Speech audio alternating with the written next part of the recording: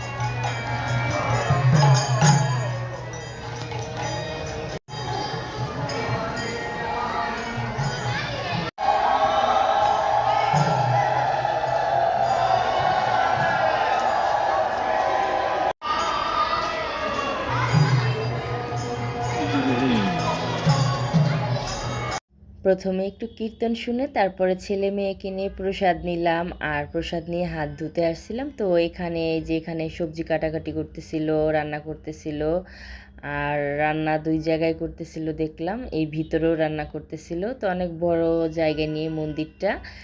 তো এই যে আমার ছেলে মেয়ে দাঁড়িয়ে আছে এখানে, আর এখানে অনেক ভক্তরা প্রসাদ নিচ্ছিল। এখানেই হচ্ছে প্রসাদ নেওয়ার জায়গা। তারপরে এখন আমার ছেলে মেয়ে বাসায় চলে যাবে, এর জন্য ওদের সাথে একটু ভিডিও করে নিলাম। আর ওরা বাসায় থাকতে বেশি পছন্দ করে।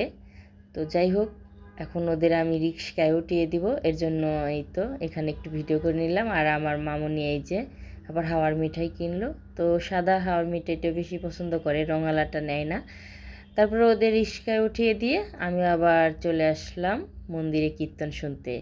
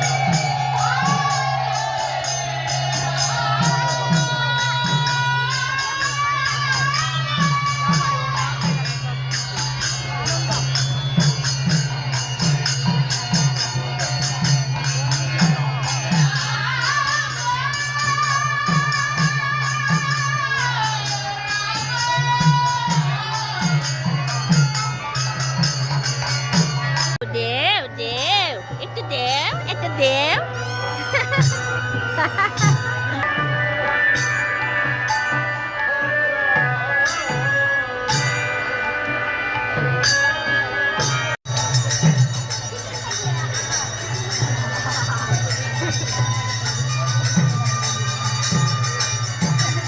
প্রতি বছর এখানে অনেক লাইটিং করে, এই বছর একটু কম।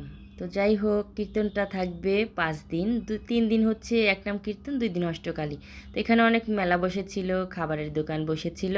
তো আমি যাওয়ার পথে কিছু মাখানো চানাচুর কিনলাম, কারণ মাখানো চানাচুর আমার ভীষণ ভালো লাগে। তো আমি বেশি কিনি নাই, 20 টাকার কিনছি। ভাবলাম যে আপনাদের দাদাকে দিয়ে পরে নেওয়াবো। তো আজকের এই কীর্তনের ভিডিও কেমন লাগলো কমেন্ট করে জানাবেন। তো সবাই ভালো থাকবেন, সুস্থ থাকবেন। হরে কৃষ্ণ, গুড নাইট।